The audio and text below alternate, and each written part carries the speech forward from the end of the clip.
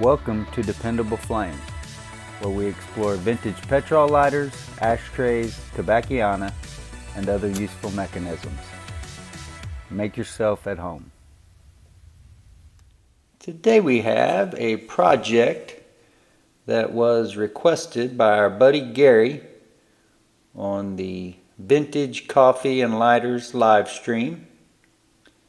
And that project was how to remove the lid on a vintage Stormmaster Brown and Bigelow Remembrance Petrol lighter. Now these lids are held on by a leaf spring, and I have a broken one here to use as a demonstration. See where that leaf spring has split in two, but it shows you that that spring is riveted to the top of the lighter through the wick eyelet, and that leaf spring has a little hump on the back here. That hump fits over this bar, and then the lid pivots on that. So there is enough pressure here to hold this in place, and it still rotate up and down and work as it should. I have fashioned a little tool here. We need to gain a little bit of space, and we're going to need some leverage to do it, and it's not much space that we're going to need to gain. Now, when we discussed this in the live stream, one of my concerns was messing up a lighter that was not blemished. This particular lighter was already very blemished back here on the back of the lid where we are going to slide our tool. So I wasn't too concerned about this project lighter here getting damaged. We will demonstrate here on the project lighter, and then when we're done, we'll demonstrate on a lighter that is in good condition so that you can see that we are not damaging the lighter during this project.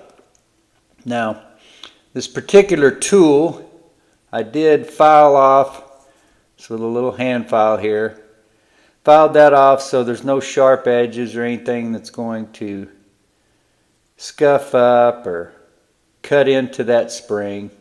Should slide under there, then we can rotate it around to where we can get the full leverage on it, and then lower our tool to lift up that spring and slide the lid out from under it. So you want to lift up the lid there, slide your tool underneath. May have to kind of get it in position, move it around to get the optimal amount of space that you need to get. Once you've got that propped up there, then you can slide that lid right off the back.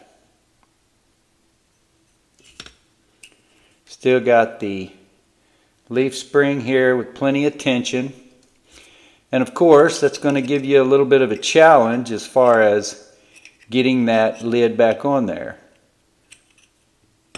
Can't just reach down in there and grab a hold of that, or you've got to pry it up from back here.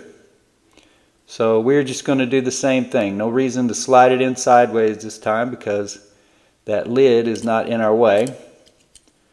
But slide our tool up.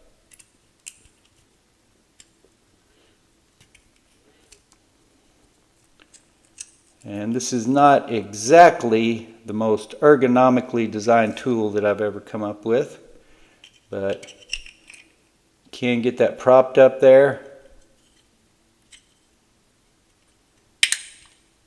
Get your lid slid down, back into position, and you can turn it sideways and pull that tool out the other direction, or at a 90-degree turn from where it was.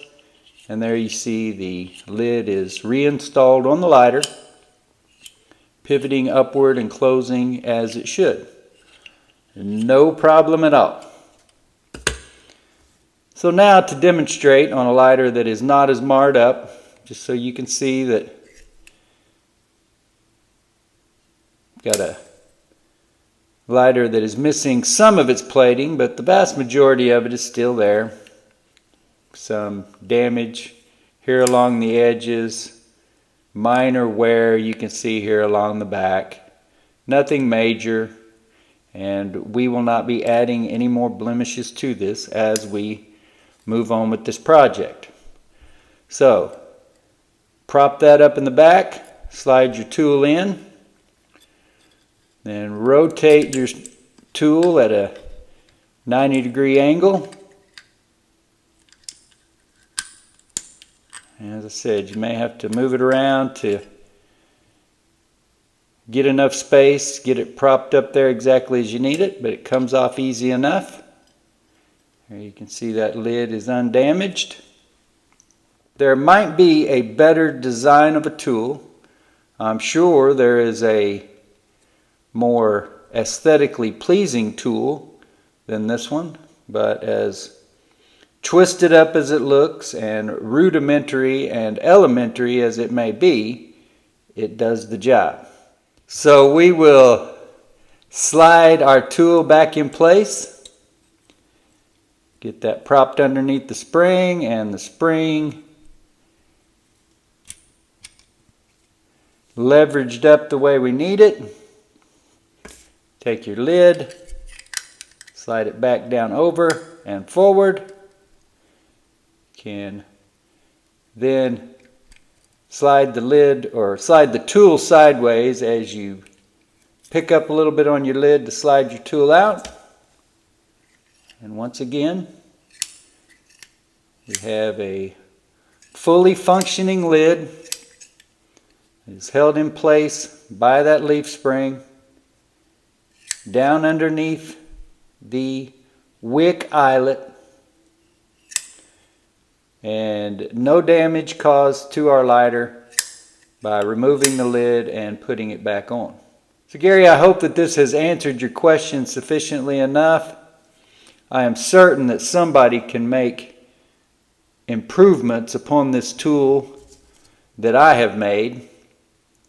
I would be glad to hear any improvements that any of our friends out there may envision, something that could have made this project easier, more simple, less likely to have caused damage to the lighter, anything like that. I would love to hear your insights. And if anybody else has ever removed the lid from a Windmaster petrol lighter and knows a better or more reliable way to do that, would love to hear from you as well. Now that we have the lid reinstalled on our lighter, then of course this lid will snuff the flame just as it is intended to. Until next time.